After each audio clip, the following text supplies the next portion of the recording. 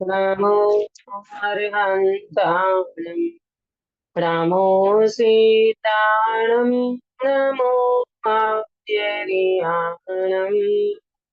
नमो वज्रायां नमो लोहे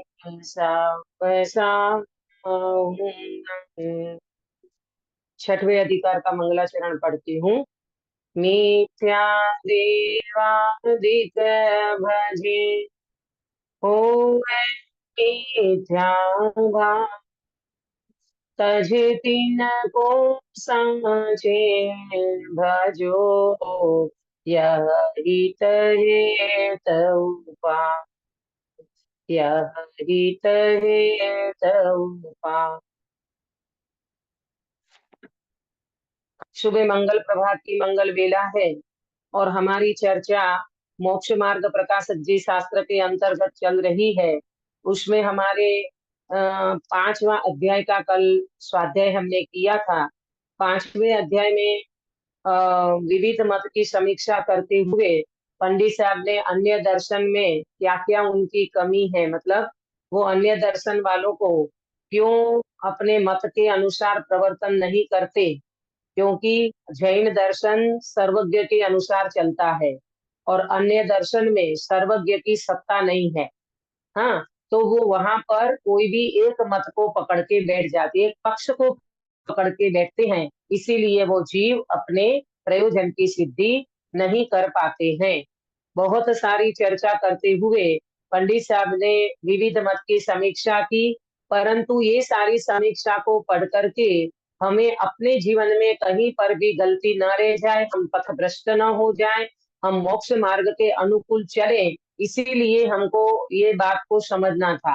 हालांकि अन्य दर्शन का इतना गहन अभ्यास अपने को है भी नहीं और जरूरी भी नहीं है। पंडित साहब तो बहुत क्षयोपशम के धनी थे, बहुत ऐसी प्रतिमा के धनी थे वो। बहुत प्रतिभा युक्त जीव था। उनका क्षयोपशम, उनकी गंभीरता, उनका सोचने का तरीका, वो ज्ञानी जीव, उनकी हर प्रकार से चारों अनुयोग पे इतनी कमांड थी। तो पंडित साहब ने बहुत सारे अभ्यास किए अपने जीवन में और हमारी पर करुणा करके उन्होंने इस प्रकार का निरूपण किया। आज हम छठवें अधिकार की चर्चा करेंगे। देखो, विविध मत की समीक्षा में पंडित साहब ने अन्य मत की चर्चा करी, श्वेतांबर मत की भी समीक्षा करी, परंतु अब ये कहते हैं कि तुम जैनी बन करके भी अपने जीवन में कोई ऐसी कमी न रह जाए कि तुम्हारा ग्रहित मिथ्यात्व ना छूटे। एक बार तुम्हारे अंदर में ग्रहित मिथ्यात्व तो छूटना ही पड़ेगा, छूटना ही होगा, नहीं तो तुम वितरागी देव शास्त्र गुरु के अलावा इस जगत में कोई ऐसा तत्व नहीं है, कोई ऐसे गुरु नहीं है, कोई ऐसे देव नहीं है, कोई ऐसा धर्म नहीं है जो तुम्हें मोक्ष मार्ग का प्रॉपर ज्ञान करा दे। एक वितरागी देव, एक निर्ग्रंथ गुरु और एक वस्तु का स्वभाव, अथवा यूं कहे तो जिनवाणी माता, जिसको हम शास्त्र कहते हैं, इसके अलावा जगत में कोई भी अपने को प्रॉपर मार्ग नहीं बता पाएगा। उसका एक ही रीजन है, इस मार्ग पे चलने वाला व्यक्ति ही अपने को मार्ग दिखा सकता है। जैसे अपन बोलते हैं ना, दीवे थी दीवो प्रगटे, दीपक से दीपक प्रकट हो सकता है, परंतु बुझा हुआ दीपक क्या दूसरे दीपक को जला सकता है, नलिनी बेन? नहीं जला सकते। नहीं जला सकता। इसी तरह जो व्यक्ति इस मार्ग से गुजरे हैं, जिस व्यक्ति ने अपना वेदन किया है, अपनी सत्ता को जिनने अनुभव किया है, वो ही व्यक्ति वास्तव में अपने को ये मोक्ष का मार्ग बता सकता है। इसीलिए अब आज अपन एक क्लास में इसकी चर्चा करेंगे कि छठवें अधिकार में कुदेव, कुगुरु और कुधर्म का प्रतिषेध। सबसे पहले मैं आपको 3 बात समझाऊंगी कि कुदेव, अदेव और सुदेव, 3 प्रकार के देव की बात आती है। कुदेव, अदेव और सुदेव। कुदेव में क्या लेना, अदेव में क्या लेना और सुदेव में क्या लेना है? तो देखो, पहले तो कुदेव की बात करें तो कुदेव वास्तव में कोई ऐसे पर्टिकुलर व्यक्ति को हम नहीं ले सकते, परंतु परंतु वो जो कुदेव जिसे हमें कहते हैं वो है तो देव गति के देव। परंतु समझना, हमारी मान्यता अंदर में खोटी हो जाती है, हमारी मान्यता अंदर में झूठी चलती है।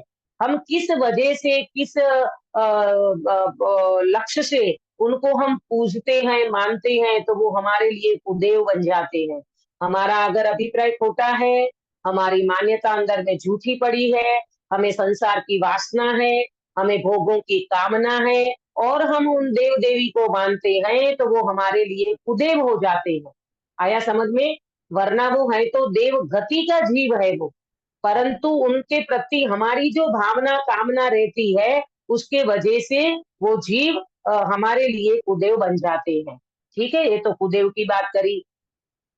कुदेव में एक बात और समझना कि वितरागी देव भी हमारे लिए कभी कुदेव बन जाते हैं।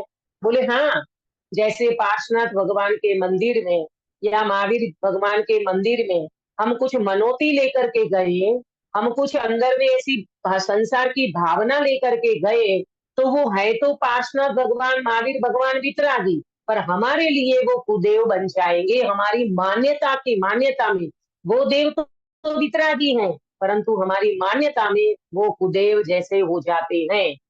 आया समझ में सभी को? अब मैं अदेव की बात करती हूँ। अदेव माने ये तुलसी पीपल, इसको जो पूजते ना, वो अदेव है।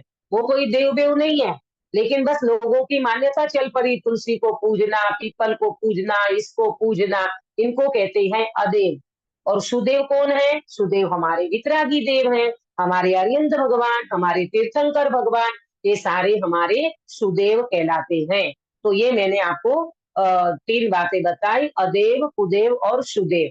देखो यहाँ पर जो बात की है पंडित साहब ने, मिथ्या देवादिक भजे, मिथ्या देवादिक भजे, ये जो क्या बोलते कि मिथ्या माने फालतू में, विपरीतता में, अगर तुम देव आदि को भजते हो, तुम्हारे अंदर में इतना भी वो नहीं है कि मुझे कौन से देव के पास जाना चाहिए। तुम मिथ्या चले जा रहे हो देवों के पास, जिनके पास बेचारे के पास, खुद के पास भी ज्यादा से ज्यादा सम्यक दर्शन, इससे आगे कुछ भी नहीं होता। क्यों? क्योंकि देव गति के देव को गुणस्थान कौन सा होता है काश्मीरा बेन? दीदी चौथा गुणस्थान होता है, उससे आगे नहीं जा सकते। हाँ, चौथे गुणस्थान से आगे देव जा नहीं सकते। और हम मानते हैं कि हमें ये तो भगवान लगते हैं। अरे भैया, भगवान क्यों लगते हैं तुम्हें? वो तो चौथे गुणस्थान के देव हैं। अगर ज्यादा से ज्यादा प्राप्त किया तो सम्यक दर्शन, इनसे आगे देव गति का देव कुछ नहीं कर सकता। यहाँ कहते हैं तुम अंदर में कुछ छोटा अभिप्राय लेकर के अगर वो मिथ्या देवो मतलब देवादिक को भजते हो, तो तुम्हारे मिथ्या भाव ही होगा, तुम्हारा दर्शन, तुम्हारा ज्ञान, तुम्हारा चारित्र, ये सब मिथ्या होगा। तज तिनको साचे भजो, अब इनको छोड़ करके साचे देव को भजो ना भाई। तुम जैन कुल में आए हो, जिन शासन मिला, जिन वाणी माता मिली, देव शास्त्र गुरु मिले, वितरागी भगवान मिले, तो इन रागी देवों के पीछे क्यों पड़ते हो? तज तिनको साचे भजो, इन सबको छोड़ करके किसको भजो? कहते हैं सुदेव को भजो, वितरागी देव के पास जाओ, परमात्मा के निकट में आओ, तो यह हित हेत उपाय, ये वास्तव में हित करने का उपाय है। बाकी कहीं पर भी माथा टेकोगे, अरे जीव की बुद्धि कैसी हो जाती है। और मालूम, चार गति में कौन सी गति में ये ग्रहित मिथ्यात्व चलता है प्रेमलता जी? मुख्य रूप से मनुष्य मनुष्य गति में। हाँ, मनुष्य गति के अलावा कहीं पर भी ये ग्रहित मिथ्यात्व नहीं चलता। मुझे बताना, कौन सी गैया, कौन सा बैल, कौन सा कुत्ता जाकर के कोई देव के पास मनौती करता है कि मेरा पेट नहीं भर रहा है, मुझे पेट भरना है, मुझे बच्चे की तबीयत ठीक नहीं है, मुझे आज ये हो रहा है, वो हो रहा है, कोई नहीं करता कुछ भाई। एक मनुष्य ही ऐसा है जिसको विशेष बुद्धि मिली, विवेक करने की ताकत मिली, शक्ति मिली, तो भी अपना विवेक गंवा करके इन देवों के पास जाकर के, रागी देवों के पास जाकर के अपनी मनोती और अपनी कामना, अपनी वासना लेकर के जाता है। इस जीव को पता नहीं है इस जगत में वितरागी देव के अलावा साक्षी कोई देव नहीं है। जो तेरा दुख दूर करने में अगर निमित्त भी बनेंगे तो वितरागी देव बनेंगे, लेकिन कौन सा दुख? ये अज्ञानता का दुख दूर करेंगे। हाँ, और अंदर में सच्चे सुख की प्राप्ति कराएंगे। ये क्षणिक सुख की बात नहीं है, ये भोगों के सुख की बात नहीं है, इंद्रिय सुख की बात नहीं है। अपने अंदर में पड़ा हुआ जो सुख का सागर मेरा भगवान आत्मा है, उनका मार्ग बताने वाले, उनकी दिशा बताने वाले और उन पर चलने को प्रेरणा करने वाले हमारे वितरागी देव होते हैं। इसके पास जाएंगे तो हमारा कुछ हित होगा। अब मैं यहाँ पर क्रम वाइज चलूंगी कि सबसे दीदी पहले हाँ दीदी आपका कहना एकदम सही है जब ये समझाए सुदेव के बारे में। लेकिन कभी ऐसा होता है ना गृहस्थ में कि कोई चीज ऐसा मतलब नहीं हो पाती है। बहुत मतलब उसके बहुत विकल्प आता है, बहुत विकल्प आता है। तो फिर अपन ऐसा लगता है ना कि दूसरे देवी देवताओं को मतलब क्यों करके कम से कम हे प्रभु आप ये रास्ता मार्ग बताइए। कि एक प्रार्थना तो कर सकते हैं ना कि सब इस बार विकल्प आ रहे कार्य नहीं होने की वजह से।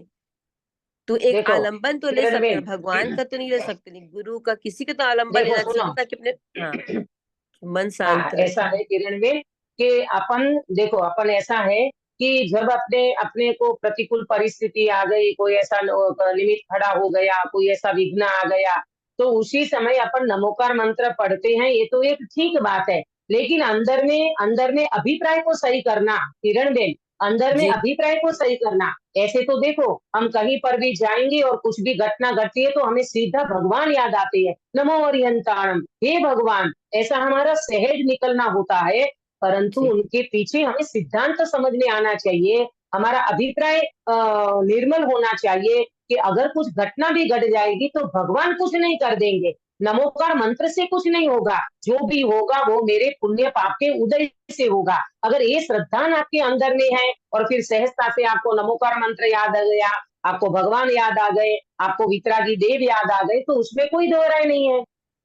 आया जी। समझ लेकिन में? अपने जैन में भी तो इतने सारे मंत्र बताते हैं ना, ये मंत्र करो तो ऐसा होगा, ये मंत्र, तो फिर ये क्यों है ऐसा?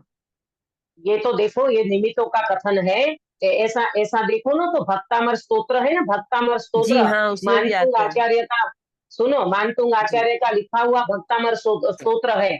मालूम उनमें तो उनका तो सहजता से 48 ताले खुल गए हैं, लेकिन वो कोई 48 ताले खुलने के लिए उन्होंने भक्तामर नहीं रचा था मानतुंग जी आचार्य ने। जी हाँ अरे जी। उनने उनको तो आदिनाथ भगवान के प्रति भक्ति उमड़ी थी, और वो भक्ति में उन्होंने 48 श्लोक रच दिए और निमित्त रूप से उनके ताले खुल गए, बंधन खुल गए। तो लोगों को ये लगा कि चलो अपन तो इस तरह से भक्तामर पढ़ो, और इतना ही नहीं, भक्तामर स्तोत्र में एक एक स्तोत्र के पीछे लोग संसार की वासना लेकर के बैठे हैं।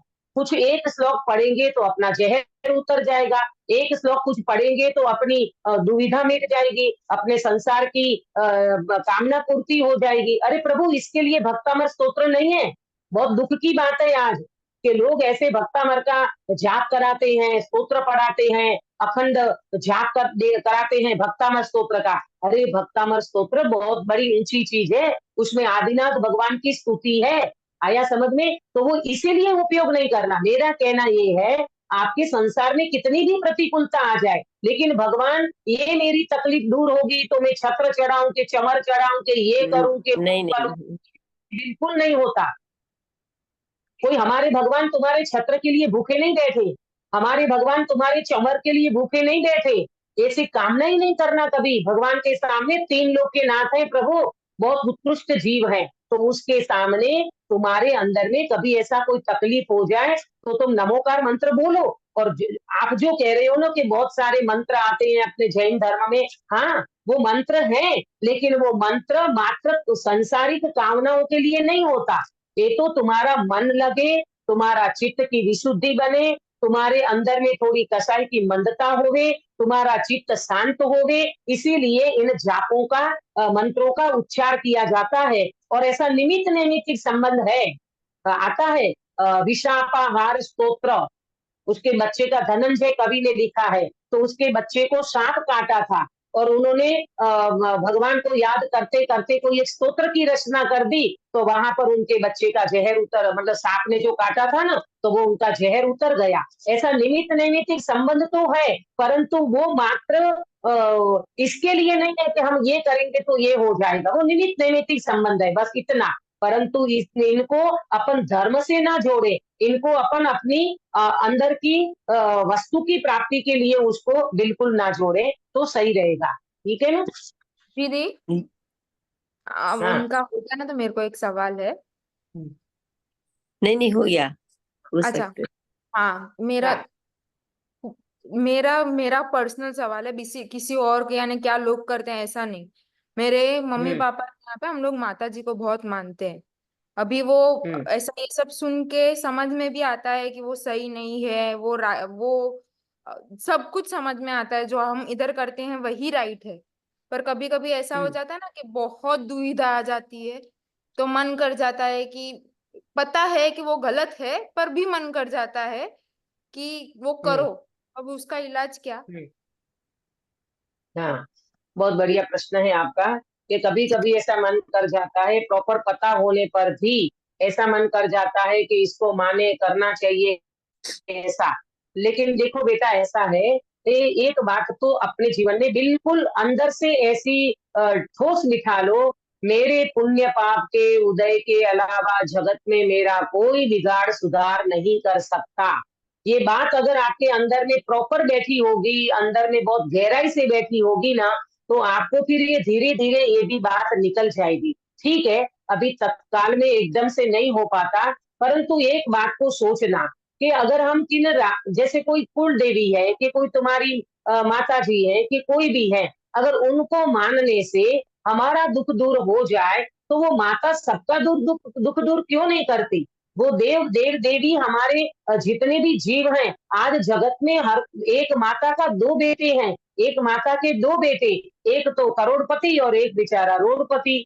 एक तो बिल्कुल करोड़ों में खेल रहा है और दूसरे को खाने को भी नहीं है। तो ऐसा क्यों? अगर वो देव देवी दुख दूर कर देते हो, तो दुख दूर कर देवे ना। ऐसा नहीं होता बेटा, ये निमित्त नैमित्तिक संबंध से, वो बोलते ना, कागनु बेसू ने डाड़ू पड़ू। कभी अपना पुण्य का उदय होता है और वो माता जी के पास चल गए, वो कुलदेवी के पास चले गए, तो ऐसा लगा कि हाँ देखो, ये कुलदेवी को हमने माना ना, इनको ये किया ना, तो देखो हमारे घर में कैसी शांति हो गई। अरे कितने ऐसे हैं मुमुक्षु जो बिल्कुल देव देवी को नहीं मानते। हाँ, और कभी कोई लोग कहते भी हैं कि देखो, तुम देव देवी को नहीं मानते ना, इसलिए तुम्हारे घर में ये हो रहा है, वो हो रहा है, ऐसे बहुत कुछ होता है। लेकिन प्रभु, कुछ नहीं होता। पुण्य पाप के अलावा जगत में कोई तेरा बाल वांका नहीं कर सकता। ये बात को बिल्कुल समझ लेना चाहिए, तो ही अपनी ये मान्यता निकलेगी, वरना। अच्छा बताना बेटा, अक्षा, एक द्रव्य दूसरे द्रव्य का कुछ नहीं कर सकता, ये सिद्धांत कहाँ जाएगा? मैं यही हाँ। बोल रही थी कि मैं पूरा मान ऐसा मैं स्वयं का ही बोलती हूँ, किसी और का नहीं। एकदम सिद्धांत हम्म। बैठ गया है कि यही सही है। पर जब आकुलता हम्म। आती है ना, तब वो चीज कितना भी ट्राई करो ना, एक सेकंड में हाँ, वो हो जाता है कि नहीं, ये कर ही लो, देखो, चले। हाँ, नहीं नहीं नहीं, ये बात ठीक है आपकी। लेकिन बेटा, अब तुम ऐसा ऐसा प्रयास करना, जब तुम्हें आकुलता हो जाए, कुछ ऐसी तकलीफ हो जाए, उसी समय तुम पंच परमेश्वरी भगवान का स्मरण करो, अपने वितरागी देव का। और वो स्मरण ऐसा नहीं, हाँ नमोकार मंत्र पढ़ लिया, ऐसा नहीं, उनका स्वरूप समझो। अरे अरिहंत भगवान, अपन पार्श्वनाथ मुनिराज को याद तो करो। मुनि अवस्था में कमठ ने इतने इतने उपसर्ग किए, परंतु धन्य है पार्श्वनाथ मुनिराज, आपकी समता, आपका साम्य भाव, आपकी धैर्यता, आपका पेशेंस, कि आपको विकल्प तक नहीं आया। अरे आपको पता है तीर्थंकरों में कितनी ताकत होती है? तीर्थंकरों को जन्म से इतनी ताकत होती है, अगर अपने पैर के अंगूठे को जरा सा यूं करे ना, तो पूरा विश्व उलट पुलट हो जाए। इतनी ताकत के धनी कभी सोचते तक नहीं है कि इतना उत्सर्ग करने वाले कमठ को तो मैं एक सेकंड में खत्म कर दूं। लेकिन ना, वो कमठ का दोष नहीं है, और तो हमारे पूर्व कर्म के उदय है, तो निमित्त का कथन। और अंदर में देखा जाए तो वो मुनिराज, वो पार्श्वनाथ मुनिराज अपने स्वभाव में इतने लीन हो जाते हैं कि न उनको कमठ दिखता, न उनको उपसर्ग दिखता, न उनको शरीर दिखता, और अपने अंदर में जाते हुए उनको चैतन्य की मस्ती आ जाती है, अंदर में भगवान आत्मा का वेदन आ जाता है, और उनसे जो शांति मिलती है, जगत में ऐसी शांति कहीं नहीं है। आया समझ में? तो कभी भी ऐसा प्रॉब्लम होवे अपने को अपने शुद्धात्मा का भी याद करो, भगवंतों को याद करो, धर्मात्माओं को याद करो, मुनिराजों को याद करो। क्या होगा? क्या क्या मेरे पर होते होते क्या हो जाएगा? अरे कुछ नहीं होता। और देखो बेटा, अपन कभी भी अपनी इच्छा के अनुकूल परिणाम नहीं होता ना, तकलीफ तो उसकी है। हम जो चाहते हैं वैसा होता नहीं है, तकलीफ उसकी है। तकलीफ हमारे मोह की है, तकलीफ हमारी अज्ञान की है, और हम थोपते हैं कि ऐसा हो गया ना इसलिए मुझे आज बहुत तकलीफ हो रही है, ऐसा हुआ ना इसलिए। नहीं नहीं, निमित्त निर्दोष होता है, निमित्त से कुछ नहीं होता, घटनाओं से कुछ नहीं होता। जो भी कुछ हो रहा है वो तुम्हारे पुण्य पाप के उदय से होता है। तुम जो पैकेज लेकर के आए हो उसका विचार करो कि मैंने पूर्व में ऐसा कुछ किया होगा तो आज मुझे इस प्रकार का माहौल या वातावरण मिला है। इसके अलावा दूसरा कोई उपाय तीन जगत में नहीं है। अभी मैं चर्चा सही करूंगी आगे। जी, हाँ ठीक है। इसी संदर्भ में था जी दीदी पूछने का, हाँ लेकिन लेट हो हाँ, जाएगा। कोई बात नहीं। हाँ नहीं नहीं, कोई बात नहीं, पूछिए। तो दीदी जैसे फिर ना आप एकदम सही बता रहे कि एक द्रव्य दूसरे द्रव्य का नहीं करता है, पढ़ने के बाद पूरा आपका मतलब समझ में आता है। लेकिन जैसे हो जाता है, जैसे बोलते हैं ना कि पद्मावती देवी तो संसार में है। आप बताए ना कि 24 टंकर मिल के अभी भी कुछ अभी नहीं कर अभी सकते, हाँ, अभी लेकिन फिर सुनो किरण पद्मावती। बेन, आपके सुनो हाँ सुनो, ये पद्मावती की चर्चा में लेने वाली हूँ। थोड़ा थोड़ा, हाँ थोड़ी देर रुक जाओ। अभी वो पद्मावती की चर्चा भी आने वाली है, तब आपका समाधान हो जाएगा। मेरे ख्याल से नहीं हो तो फिर मुझे पूछना। अब मैं जी छठवें अधिकार में जरा मैं सीक्वेंस में चलती हूँ कि कुदेव को मानना तीन तरह से होता है। अगर आपको नोट करना हो तो कर लो कि कुदेव का मानना व्यक्ति तीन तरह से करता है। नंबर एक, मोक्ष के लिए। हाँ, मोक्ष के लिए उनको लगता है कि इन देवों के शरण में जाएंगे तो हमारा मोक्ष हो जाएगा। हो सकता है कोई ऐसी भावना से भी जीव जाता हो उनके पास। एक तो मोक्ष के लिए। दूसरा, परलोक के लिए। परलोक के लिए मेरा परलोक सुधर जाए, फला देव को मानू तो मेरा परलोक सुधर जाएगा। हाँ, तो परलोक के लिए भी व्यक्ति ऐसी कामना करे, वो देव के पास जाए। और तीसरा, इस भव में मैं सुखी हो जाऊं। मैं मुझे तो मेरा इस भव का मामला है, मैं यहाँ सुखी हो जाऊं, मेरे को कोई विघ्न ना आवे, मेरे को कोई तकलीफ ना आवे, मेरे को कोई तबीयत में खराबी ना आवे। ये हमारे नलिनी बेन है ना, इनका स्वास्थ्य देखो। मैं तो जब से मुझे मेरा इनसे परिचय हुआ है तब से इनको कुछ न कुछ प्रॉब्लम चलती है। आज बताना नलिनी बेन, कौन से देव देवी को मानते हो आप? अपने जैन धर्म, अपने जिनवानी माता और अपने सच्चे गुरुदेव शास्त्र के सिवाय कुछ नहीं। है ना, बताओ। वो हमारी सीमा जब से दीक्षा ली है 6 महीने के बाद वो बीमारी बनी रहती थी।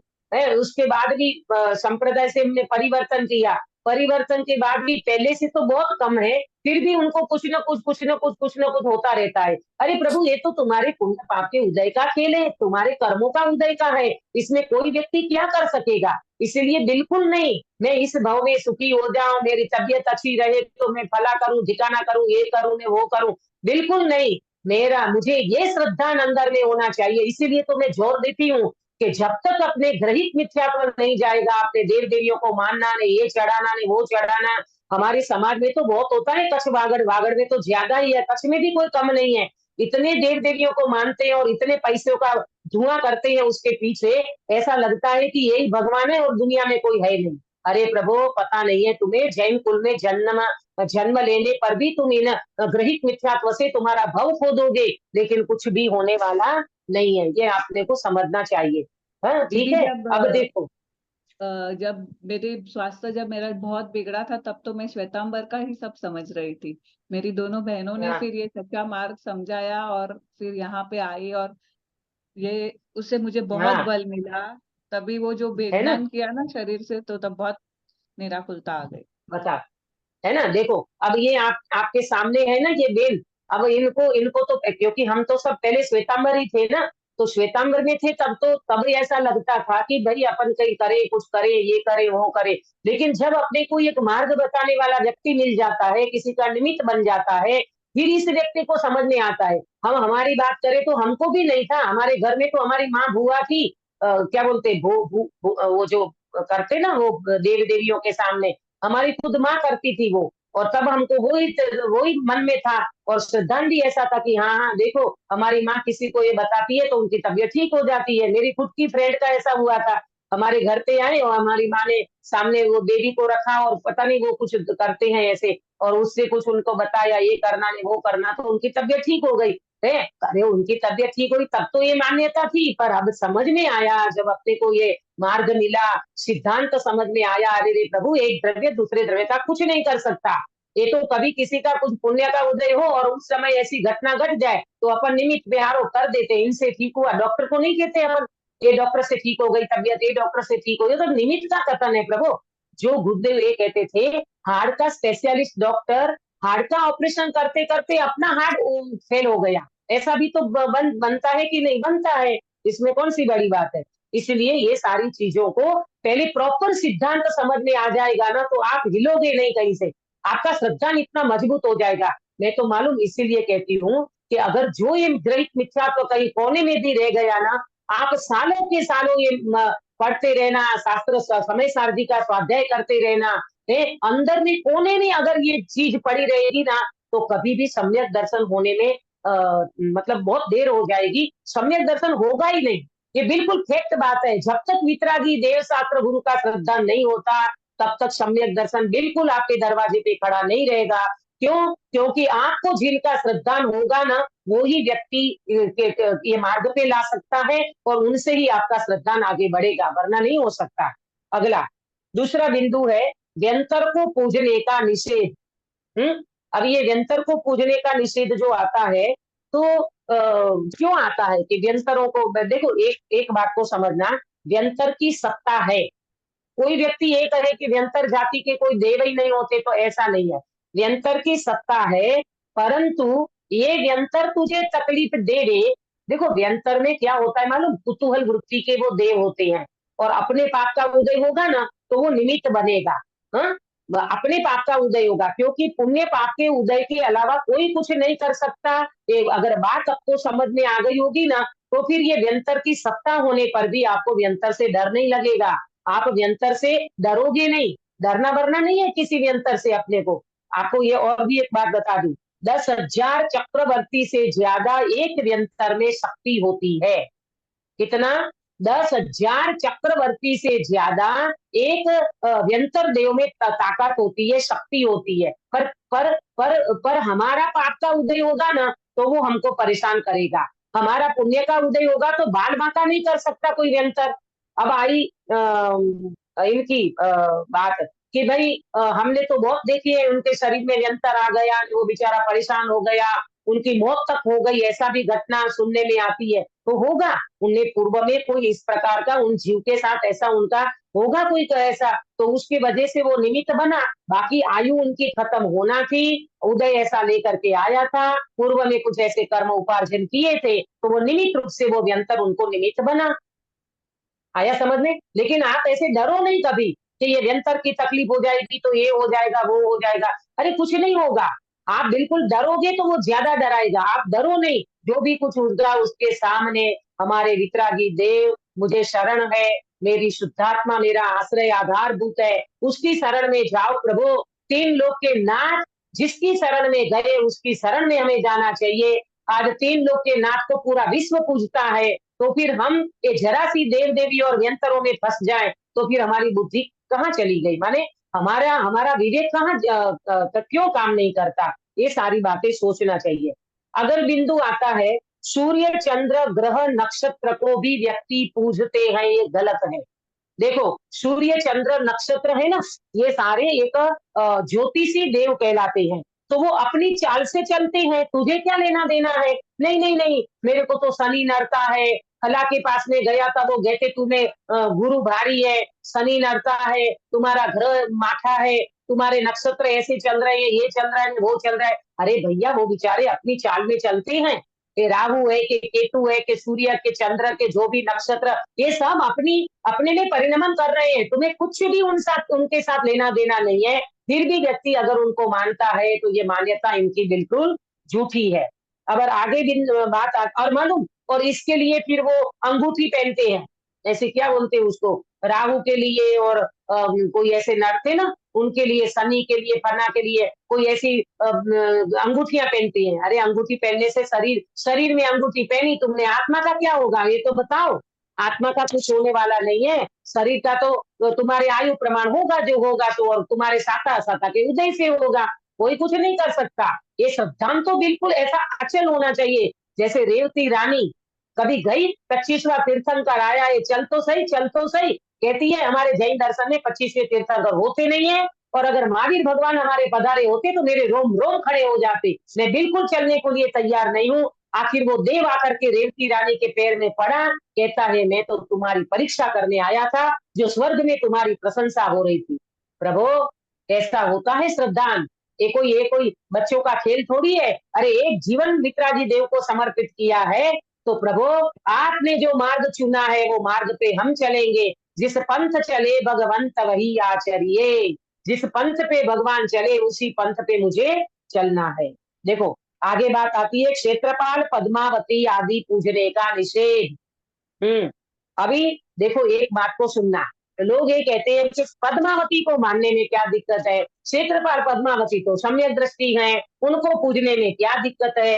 हाँ दिक्कत है, दिक्कत इसीलिए है कि तुम्हारा यहाँ विवेक काम करना चाहिए। मुझे बताना, देखो पहले तो आप प्रॉपर ज्ञान नहीं है आगम का, तो आप कभी भी ये बात को समझ नहीं पाओगे। इसीलिए मैं कहती हूँ, गुरुदेव कहते थे 3-4 कलाक नु स्वाध्याय होवो જોઈએ। आपको पता है पद्मावती देवी भवनपति की देवी है। भवनपति यंत्र ज्योतिषी है ना, 3 त्रिक बोलते हैं जिसको, तो वो भवनवासी देवी है, और भवनवासी देव में सम्यक दर्शन नहीं होता। एक बात। दूसरी बात, अगर वहां जाकर के कोई ये कहे कि उन्हें सम्यक दर्शन प्राप्त कर लिया हो, तो चलो ठीक है, हम मानते हैं कि उन्हें सम्यक दर्शन प्राप्त कर लिया वहां जाकर के, ठीक है। अब उन्हें सम्यक दर्शन प्राप्त कर लिया तो उनका गुणस्थान कौन सा, किरण बे, उनका गुणस्थान चौथा। हाँ, चौथे से आगे है ही नहीं देव को गुणस्थान, ठीक है। अब देखो हमारी बुद्धि क्या काम कर रही है कि भाई मोक्ष मार्ग में तो संयमी जीव पूज्य होते हैं। आप बताना, गुरुदेव श्री को कोई अर्घ चढ़ाता है, अपने कांजी स्वामी को कोई अर्घ चढ़ा सकते हैं, नहीं चढ़ा सकते। हाँ, 6वें 7वें मुनिराज गुणस्थान वर्ती उनको अर्घ चढ़ते हैं, गुरुदेव श्री को कोई अर्घ नहीं चढ़ा सकता। असंयमी जीव कहलाते हैं। सम्यक दर्शन हो गया तो क्या हो गया, चारित्र थोड़ी प्रकट हुआ है, संयम थोड़ी ना प्रकट हुआ है। और मोक्ष मार्ग में संयमी जीव पूज्य होते हैं। अगर आप पद्मावती को सम्यक भी मानकर पूजते हो, अब दूसरी बात कि कोई ये कहते हैं कि हम तो सम्यक दृष्टि है पद्मावती क्षेत्रपाल, इसीलिए पद्मावती को पूजते हैं, तो फिर आप पद्मावती को पूजते हो तो आप सर्वार्थ सिद्ध विमान के देव को क्यों नहीं पूजते, आप लोकांतिक देव को क्यों नहीं पूजते। मुझे सभा में से कौन बताएगा कि सर्वार्थ सिद्ध विमान के देव कितने भव करके मोक्ष जाएंगे, अगले भव में ही मोक्ष जाएंगे। एक ही भाव, एक ही एक भाव भव करके मोक्ष जाने वाले हैं। लोकांतिक देव भी एक भव करके मोक्ष जाने वाले हैं, उनको पूजो ना। और आप कहोगे अरे उनको तो पद्मावती को बहुत भक्ति थी, धर्मेंद्र पद्मावती को बहुत भक्ति थी प्रार्थना भगवान के प्रति। मैं बताऊं, सौधर्म इंद्र को जितनी भक्ति है उतनी भक्ति किसी को नहीं है। जब भगवान का पंच कल्याण होता है ना, देव सारी व्यवस्था करता है, सौधर्म इंद्र पूरा जीवन निकल जाता है, असंख्यात देवों के पंच कल्याण अकेला सौधर्म इंद्र मनाता है। बहुत लंबी सागरों की आयु है उनकी, और उनको भगवान के प्रति भक्ति कैसी है मालूम, हजारों नेत्र करके भगवान को निहारते हैं तो भी सौधर्म इंद्र थकते नहीं है। जाओ ना सौधर्म इंद्र के चरण में, पद्मावती क्या लगती है उनके सामने, बोलो। मतलब मैं कोई द्वेष बुद्धि से नहीं कह रही हूँ, अपना थोड़ा विवेक जागृत होना चाहिए प्रभु। हमने, और आज भी हमारे दिगंबर में यहाँ पर दक्षिण में, मैं तो गई थी ना भाई साहब के साथ, हम बेलगांव गए थे 10 लक्षण करने, तो वहां पर मंदिर जी में सबसे पहले व्यक्ति नमस्कार करेगा पद्मावती के चरण में, और फिर जाएगा पार्श्वनाथ भगवान जो भी विराजमान होते हैं उनके सामने। अपने को शर्म नहीं आती, एक चौथे गुणस्थान वाले व्यक्ति को अपन पहले नमस्कार करें, और 13वें गुणस्थान में विराजमान अनंत भगवान को अपन बाद में नमस्कार करें। आपको समझ में आता होगा कि ये हमारा विवेक, ये हमारी कैसी बुद्धि हो गई। जैसे सपोज करो यहाँ पर अभी प्रधानमंत्री नरेंद्र मोदी पधारे और उनके साथ उनका चपरासी आवे, तो पहले अपन चपरासी को नमस्कार करेंगे कि पहले मोदी जी को नमस्कार करेंगे, बोलो।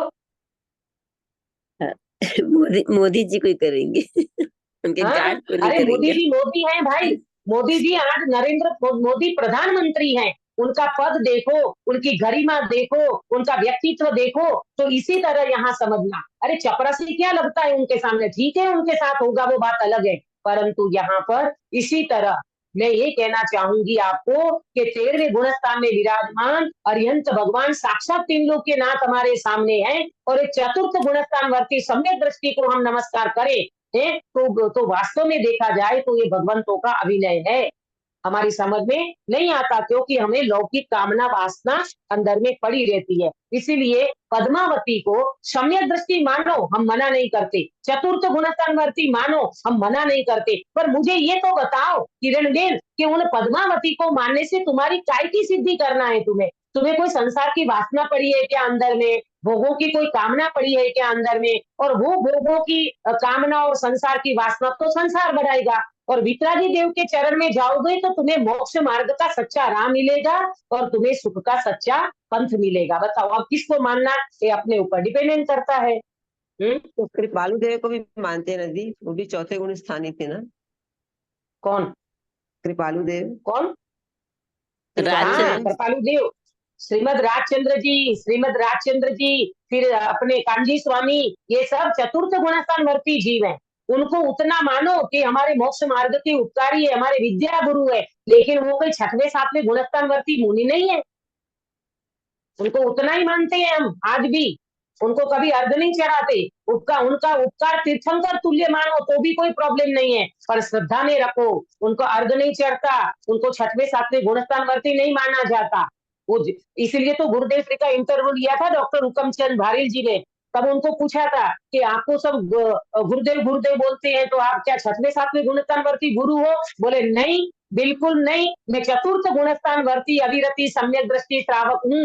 लोग मुझे संप्रदाय से आया हूं तो वहां मेरे को गुरु गुरु करते थे ना, तो इसलिए गुरुदेव बोलते हैं, और यहाँ पर हमने तत्व सबको सिखाया है तो विद्या गुरु के रूप में ठीक है, लेकिन हम कोई 6वें 7वें गुणस्थान वर्ती नहीं है। ठीक है दीदी, हाँ, श्रीमद अब मैं राजचंद्र को भी धूप दीप नहीं करना चाहिए क्या? कर सकते बिल्कुल हैं नहीं, ना? बिल्कुल नहीं, कोई धूप का काम नहीं होता मोक्ष मार्ग में। ये अरे श्रीमद राजचंद्र जी अपने उसमें लिख करके गए हैं, कमल की एक पंखुड़ी एक पाखड़ी डुबाए त्या अनंत जीवोनी विराधना छे। ये श्रीमद राजचंद्र जी लिख गए हैं, और उनके फॉलोअर्स उनको धूप करते हैं, दीप करते हैं, ढेर के ढेर फूल चढ़ाते हैं। ये सब बातें बिल्कुल गलत है। ठीक है, अब देखो दीदी, एक मैं जरा सा हाँ, वो समय सीखकर जाते हैं तो भूमिया जी को पूछते हैं, नहीं तो रास्ता भूल जाते हैं बोलते हैं। अरे कुछ रास्ता नहीं भूलते भैया, भूमिया जी तो अंदर में, भूमिया तो वास्तव में अपना ज्ञान है, अपना ज्ञान भूला पड़ा है और अपना ज्ञान ही भूमिया बनता है। ये भूमिया जी में श्वेतांबर में आते हैं भूमिया जी वगैरह, ऐसा कुछ नहीं होता। अरे मैं तो कहती हूँ कदाच कोई भूमिया जी को मान करके भी रास्ता भूल गया तो क्या करोगे? बताओ, ये सारी कहने की बातें होती है, निमित्तों का कथन होता है तो अपन उनको बिल्कुल उपादान मान करके चलते हैं, ये बात ठीक नहीं है। चलो अपन मैं आगे बढ़ती हूँ। मुझे ये कहना था कि देव शास्त्र, कुदेव कुगुरु और कुशास्त्र, हाँ? कुदेव कुगुरु और कुशास्त्र, तो कुदेव की बात तो हमने कर ली, सुदेव को हमने समझ लिया। फिर हमारे आते हैं गुरु की बात आती है, तो निर्ग्रंथ गुरु ही हमारे गुरु होते हैं, कोई वस्त्रधारी हमारे गुरु नहीं होते।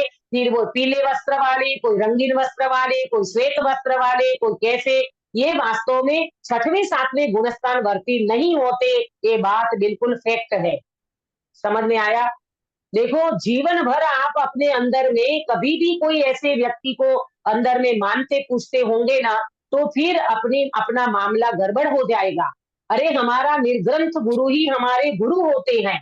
मुझे बताना, महावीर भगवान ने कौन से वस्त्र पहने थे? आदिनाथ भगवान कौन से वस्त्रधारी थे? कोई नहीं। तीर्थंकर क्या, ये हमारी सर्वज्ञ की परंपरा जो चली आ रही है ना, उसमें कोई भी तीर्थंकर, कोई भी मुनि, कोई भी साधु, ये कभी वस्त्रधारी होते ही नहीं है।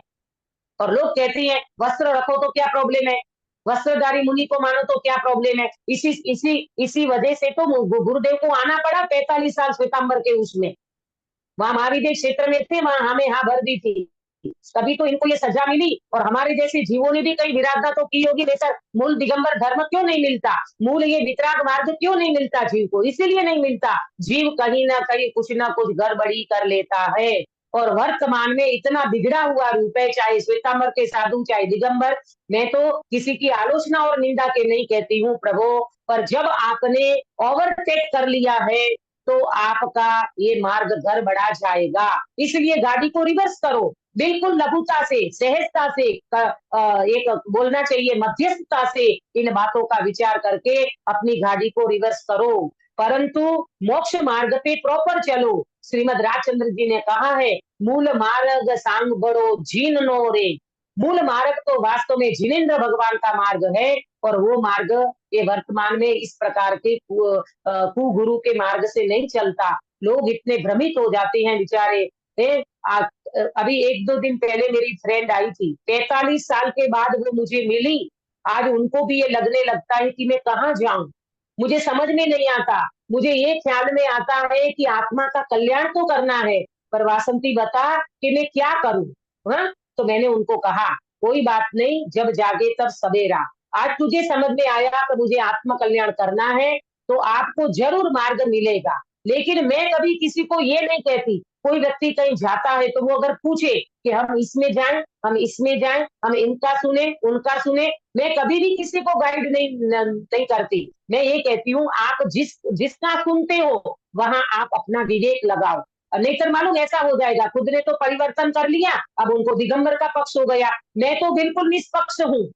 हाँ हाँ, इतना जरूर है मुझे कि वितरागी दिगंबर धर्म के अलावा और हमारे कुंद कुंद आचार्य, अमृतचंद्र आचार्य, जो हमारे अनंत उपकारी गुरुदेव श्री से मुझे जो मार्ग मिला है, ऐसा मार्ग कहीं नहीं है। ये तो मैं दावे के साथ कह सकती हूँ। क्यों? क्योंकि ये सनातन मार्ग को चलाने वाले ये वास्तव में ये महान पुरुष हैं, जिससे ये मार्ग चल रहा है। ये आप खुद फील करोगे तब पता चलेगा, क्योंकि 20 साल मैं भी वहां रह करके आई हूँ। आज मुझे जरा सा भी उधर का पक्ष नहीं है और इधर का पक्ष हो गया, ऐसा भी नहीं है बिल्कुल। आज में दिगंबर में भी ये जो चिल्ला चालू जो चलता है ना, उसको मैं भी नहीं मानती। आज वो 6वें 7वें गुणस्थान वर्ती कहनेधारी एक नग्न दिगंबर मुनि हो जाते हैं, वो कोई 28 मूल का पालन निर्दोष नहीं करते, तो वो कोई हमारे पूज्य नहीं हो जाते भाई।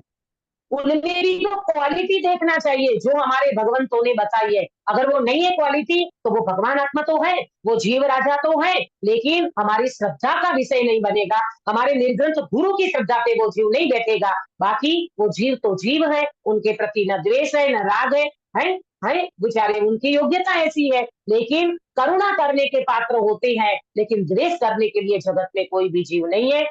तो इस तरह से कुदेव कुगुरु और कुधर्म का ये बहुत अच्छा विवेचन 6वें अधिकार में किया है। इसमें मैंने शॉर्ट में चर्चा की है, क्योंकि इतनी चर्चा डिटेल में करने का मेरा मन इसीलिए नहीं था कि अपन ये सारी चीजों को समझते हैं, और नहीं समझते हो तो आप समझने का प्रयास करना। अपना समय कीमती होता है। मैं तो ये चाहूंगी आप लोगों से, मुझे कितने ऐसे व्यक्ति का एक्सपीरियंस है, मैं नाम देना नहीं चाहूंगी और अच्छा भी नहीं लगता। जीव की योग्यता देख करके ऐसा लगता है, इतने सालों सालों से अभ्यास करते हुए भी आज समय सार जी पढ़ते हैं, बहुत अच्छा स्वाध्याय करते हैं, बहुत दूसरों को भी सुनाते हैं, लेकिन अपने अंदर में अगर ग्रहित मिथ्या को पड़ा है, वो व्यक्ति बेचारा झोंका क्यों रह जाता है, वो मोक्ष मार्ग में आगे नहीं बढ़ पाता। ये क्या करे? तो इसलिए व्यक्ति को स्वयं को पुरुषार्थ करना होगा। और वितरागी, मैं तो कहती हूँ, आपको अगर श्रद्धा नहीं बैठती हो ना, तो आप स्वाध्याय करो ना, 3-4 घंटा पढ़ो ना।